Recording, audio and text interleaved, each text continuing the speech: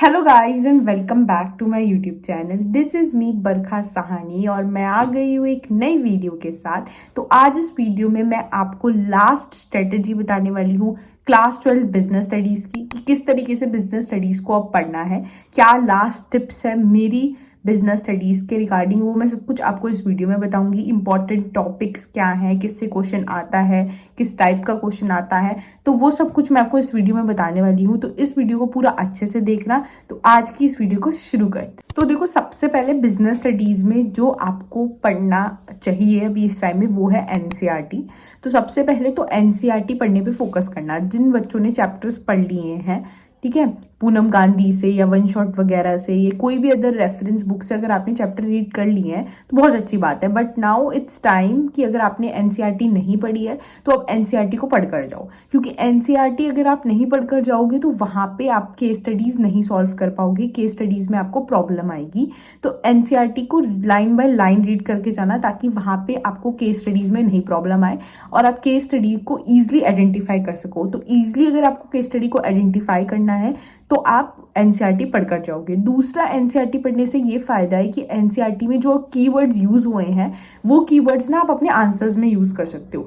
तो वो कीवर्ड्स जब आप अपने आंसर में यूज करोगे तो वो आंसर अच्छा लगेगा एग्जामिनर को पढ़ने में और वो आपको ज्यादा मार्क्स देगा, ज्यादा चांसेस है कि वो आपको फुल मार्क्स दे। तो अगर आप एनसीईआरटी के कीवर्ड्स को आंसर में यूज करते हो तो वो एक इम्पैक्ट अच्छा डालता है एग्जामिनर के ऊपर। तो एनसीईआरटी इस टाइम पढ़कर जाओ।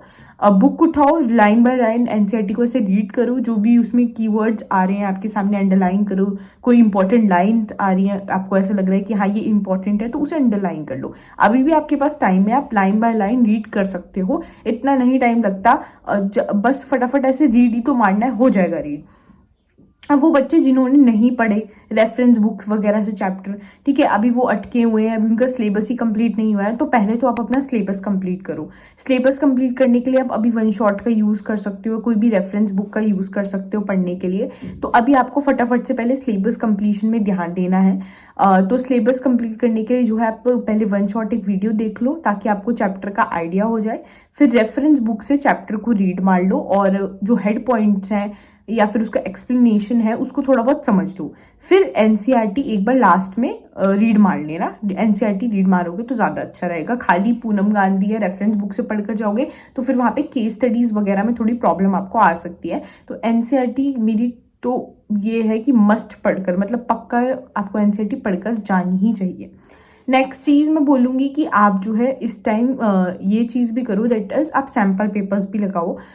मैंने सब सारे सब्जेक्ट के ही बोला है कि सैम्पल पेपर्स तो लगाने ही है, बट बिजनेस स्टडीज में भी आप ध्यान रखना कि आप सैम्पल पेपर्स लगाओ और सैम्पल पेपर्स में आपको केस स्टडीज वाले क्वेश्चंस जो है जितने सॉल्व कर सकते हो उतने मैक्सिमम करो केस स्टडी, ताकि क्या पता कि आप जो केस स्टडी इतनी सारी सॉल्व करो मे बी उसी में से कोई एग्जाम में आपके आ जाए तो बहुत अच्छा है। ऐसा बहुत कम होता है बट मे बी ऐसा हो सकता है कि आप इतनी सारी केस स्टडी कर लो उसमें से कोई एग्जाम में आ जाए, या फिर आप इतनी अच्छे से प्रैक्टिस कर रहे हो केस स्टडी की आप बहुत आसानी से एग्जाम में सॉल्व कर पाओ। तो केस स्टडीज बहुत अच्छे से करके जाना। तो ये दो चीज एनसीईआरटी और केस स्टडीज पे आप बिजनेस स्टडीज के ध्यान दोगे। अगर आपने ये दोनों चीज पे ध्यान दिया ना इस टाइम और इन दोनों चीज को पक्का कर लिया तो डेफिनेटली आप जो है बहुत अच्छा स्कोर कर सकते हो बिजनेस स्टडीज में। मेन ये दोनों ही चीजें हैं। सब कुछ आप बिजनेस स्टडीज में कर लोगे, बस बच्चे इन दो चीजों में टकते हैं। तो इस टाइम आप इन दोनों चीजों पे ही ध्यान दो। तो अभी मैं आपको ना इंपॉर्टेंट टॉपिक्स बता देती हूँ बिजनेस स्टडीज के, जिससे सबसे ज्यादा रिपीट होते हैं क्वेश्चन या फिर जिस पे सबसे ज्यादा चांसेस हैं कि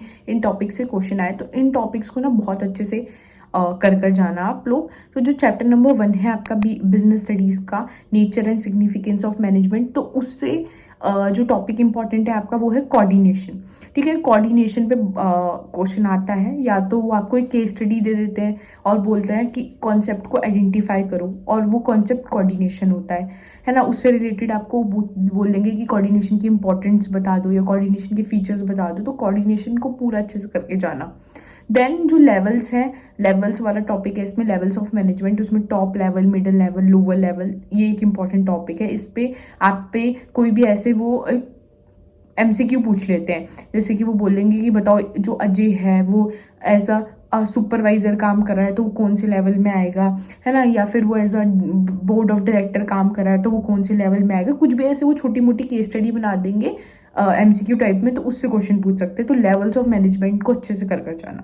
देन चैप्टर नंबर 2 है आपका जो प्रिंसिपल्स वाला, तो उसमें प्रिंसिपल्स आपको बहुत अच्छे से आने चाहिए, ठीक है। जो 14 प्रिंसिपल्स है उनको अच्छे से कर जाना।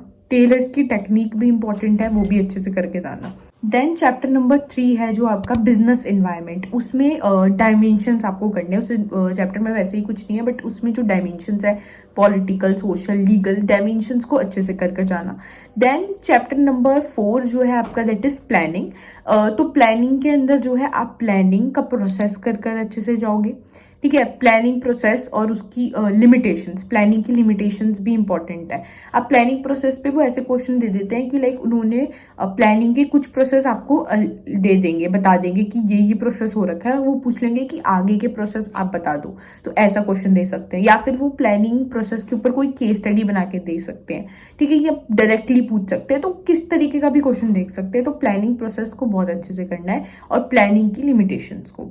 देन चैप्टर नंबर 5 जो आपका आता है दैट इज ऑर्गेनाइजिंग। तो ऑर्गेनाइजिंग में आपको जो है डेलीगेशन, डिसेंट्रलाइजेशन अच्छे से पता होना चाहिए। ऑर्गेनाइजिंग का प्रोसेस पता होना चाहिए। देखो प्रोसेस सब में आ रहा है, तो सारे चैप्टर के प्रोसेस आपको अच्छे से करके जाने हैं। प्रोसेस पे क्वेश्चन अच्छा खासे आ जाते हैं। देन चैप्टर 6 स्टाफिंग है। स्टाफिंग में भी स्टाफिंग का प्रोसेस, सिलेक्शन का प्रोसेस अच्छे से करके जाना। इंटरनल, एक्सटर्नल जो आपके रिक्रूटमेंट होते हैं, तो ये सब कुछ कर जाना, ठीक है। चैप्टर नंबर 7 है आपका डायरेक्टिंग। तो डायरेक्टिंग में आप फाइनेंशियल, नॉन फाइनेंशियल इंसेंटिव्स को पढ़कर जाओगे अच्छे से। कम्युनिकेशन के बैरियर्स पढ़कर जाओगे कि कम्युनिकेशन के क्या बैरियर्स होते हैं, तो ये वाला टॉपिक, और financial, non financial incentives. Then chapter 8 में कंट्रोलिंग है, छोटा चैप्टर है, बट उसमें जो कंट्रोलिंग प्रोसेस है उस पर क्वेश्चन आ सकता है, मोस्ट प्रोबेबली उसी पे क्वेश्चन आएगा। तो कंट्रोलिंग में आप जो है कंट्रोलिंग प्रोसेस करके जाओगे, उसमें आप क्रिटिकल पॉइंट कंट्रोल वाला जो मेथड है और मैनेजर बाय एक्सेप्शन, ये जो मेथड उसके अंदर दे रखे हैं दोनों, वो अच्छे से करके जाना। तो critical point control and manager by exception को बहुत अच्छे से करके जाना है कंट्रोलिंग वाले चैप्टर के अंदर। देन उसके बाद चैप्टर नंबर 9 है जो आपका फाइनेंशियल मैनेजमेंट। तो फाइनेंशियल मैनेजमेंट के अंदर आपको कैपिटल स्ट्रक्चर कर जाना है, ठीक है। कैपिटल स्ट्रक्चर पे क्वेश्चन आने के चांसेस हैं, या फिर अर्निंग पर शेयर के न्यूमेरिकल्स करके चले जाना, जो न्यूमेरिकल वाला पोर्शन है ईपीएस का, तो वो करके चले जाना। देन चैप्टर नंबर 10 है फाइनेंशियल मार्केट्स। फाइनेंशियल मार्केट्स में सेबी वाला टॉपिक आपको आना चाहिए, स्टॉक एक्सचेंज वाला जो टॉपिक है सेबी, क्योंकि जो सेबी वाला टॉपिक है उससे क्वेश्चंस आ सकते हैं आपके। ट्रेडिंग प्रोसीजर आपको पता होना चाहिए, that is important. Then chapter number 11 है आपका मार्केटिंग। तो उसमें फंक्शंस करके जाना मार्केटिंग के। मार्केटिंग अच्छा खासा बड़ा टॉपिक है, बट उसमें से सबसे इंपॉर्टेंट मार्केटिंग के फंक्शंस ही हैं। देन चैप्टर नंबर 12 में कंज्यूमर की रिस्पॉन्सिबिलिटीज, कंज्यूमर प्रोटेक्शन वाले में कंज्यूमर की रिस्पॉन्सिबिलिटी अच्छे से करके जानी है। तो ये कुछ इंपॉर्टेंट टॉपिक्स हैं, मैंने साइड बाय साइड आपको लिख भी दिए होंगे, तो इनको नोट डाउन कर लेना है। इन पे आपको मेन फोकस करना है, क्योंकि इनसे क्वेश्चन बहुत ज्यादा आते हैं, ठीक है। तो इन क्वेश्चन टॉपिक्स को अच्छे से करके जाना। जिन बच्चों ने अभी तक लाइक पढ़ाई अच्छे से नहीं करी है, अभी शुरू कर रहे हैं, तो वो भी इन टॉपिक्स पे ज्यादा ध्यान दें, इन टॉपिक्स को ज्यादा प्रायोरिटी दें, पहले इन टॉपिक्स को खत्म कर लें, ताकि आपका एक मेजर हो जाए कि हाँ इसमें से पेपर ज्यादातर आता है, तो वो आप कवर कर लो। तो ये टॉपिक्स को करके चले जाना अच्छे से। तो दूसरी चीज जो आपको ध्यान रखनी है वो ये है कि आपको ना बीएसटी के पेपर में फ्लो चार्ट्स वगैरह आंसर के अंदर बना के आने हैं, और बीएसटी के अंदर मतलब बहुत सारे बच्चे बनाते हैं, तो आप भी बना के आना। एक अच्छा इम्पैक्ट पड़ता है एग्जामिनर के ऊपर, और आपके chances of getting good marks वो बढ़ जाते हैं। तो अगर कोई आंसर है, सपोज करो उसमें आपसे कुछ भी पूछा है, तो अगर वहाँ पे आप फ्लो चार्ट बना सकते हो, या ऐसा कोई है जिस तरीके से आप इनोवेटिव वे से आंसर को प्रेजेंट कर सकते हो, तो वो करके आया करो। वो एक मतलब एक अच्छी चीज़ है, अगर आप कर आओगे तो एक अच्छा इम्पैक्ट ही आपका पड़ेगा। और आप जो है कैसे फ्लो चार्ट बनाने हैं, क्या फ्लो चार्ट का वो होता है ना, वो सब आपको पता लग जाएगा, ठीक है। आप एक बार आपको कैसे फ्लो चार्ट बनाने होते हैं या वो सब, तो आप जो है थोड़ा बहुत देखोगे ना, टॉपर्स की आंसर शीट देखोगे। जैसे कि अगर आपने गूगल पे भी सर्च करोगे कि बीएसटी की पेपर प्रेजेंटेशन वगैरह कैसी होती है, या टॉपर की आंसर शीट देखोगे, तो पता लग जाएगा कि किस तरीके से आंसर्स को प्रेजेंट करके आना होता है। तो जैसे अगर सपोज करो कि ऐसा कोई टॉपिक है है ना, जिसमें दो ऐसे सब डिवीज़न हो रहे हैं। तो ऐसे मेन टॉपिक लिखा, फिर उसका ऐसे क्लाउड बना के सब डिवीज़न दिखा दिया, फिर उसके अंदर लिख दिया। तो इस तरीके से थोड़ा फ्लो चार्ट वगैरह बना के आना बीएसटी के पेपर में। अगर प्रोसेस आ रहा है तो प्रोसेस में आप जो है एरो वगैरह बना के, क्लाउड वगैरह बना के आ सकते हो। तो थोड़ा ऐसे अपने दिमाग को चलाना है, ऐसा नहीं कि ड्राइंग में बिल्कुल ही घुस जाना है। मीन्स ये है कि थोड़े डायग्राम्स, थोड़े फ्लो चार्ट्स ऐसे बना के आओगे बिजनेस स्टडीज़ के पेपर में, तो एक अच्छी इम्पैक्ट आपका जो है, अच्छा इम्पैक्ट एग्जामिनर में पड़ता है।